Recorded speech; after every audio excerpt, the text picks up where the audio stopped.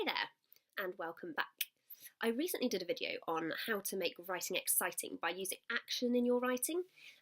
Children sometimes need a bit of guidance on how to make sure their stories aren't sort of just plain and boring and just the basic facts. So putting action in writing is a great way to do it. And in that video, I explained that one of the things to do to make action really powerful is to use something called show not tell. And I didn't really have the scope in that video to explain it in much detail, so I thought I'd do that now. So show not tell essentially is just a way of describing how someone's feeling or even the kind of character they are, but instead of just saying it, you show it with some sort of something they do or say, the way they look. So for example, I might use someone's behaviour to describe a feeling. So instead of saying he was angry, I might say he clenched his fist and kicked the door down, things like that.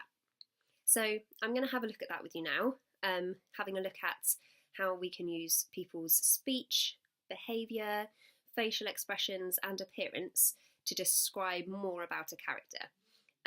So I hope it makes some sense, and let's have a look at some examples.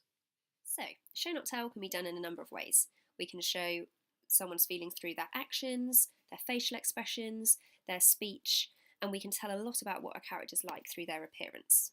So actions. If somebody was sad, maybe they would bury their head in their hands, have tears rolling down their face, their eyes to the ground. They wipe away a tear and choke back a sob. I haven't said that they're sad, but you have inferred that based on all those clues. Really obvious to us, but children won't naturally write like this unless we teach it to them. A similar one, if someone was angry, they might have clenched fists, a growl rising in their throat. They might be slamming doors and snarling. In the same sort of way, facial expressions, narrowed eyes would indicate that someone might be angry.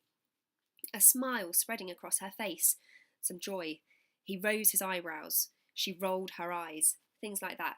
They all tell us emotions that we would recognise in people.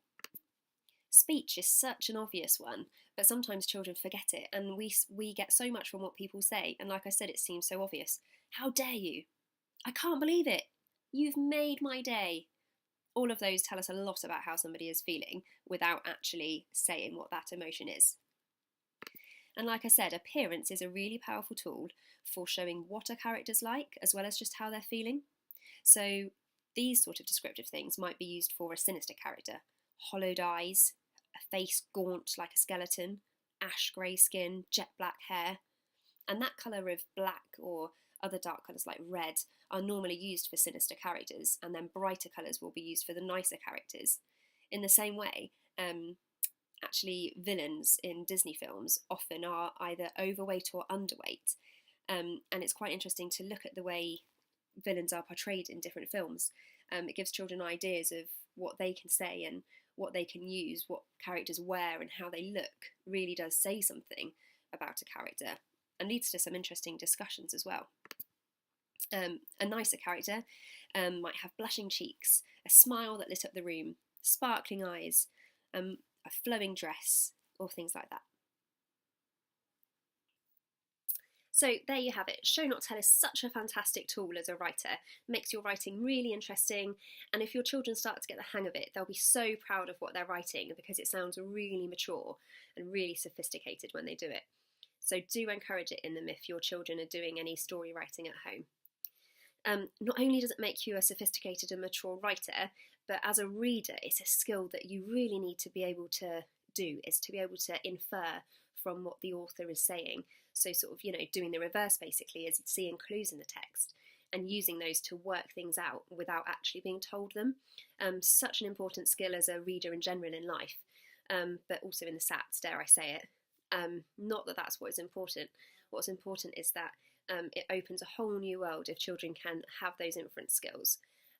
So it's really beneficial for them to be able to write with show not tell, and then read with it as well. So do encourage it in them.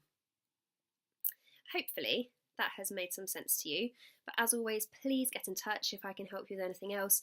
I can make videos on any topics that you think would be helpful, so do comment, please like, please share. I'm on social media, I'm on Instagram and Facebook at Mrs. A Homework, and I would really love to hear from you, and do subscribe to this YouTube channel so that you can stay up to date with all my latest videos. Thank you. you.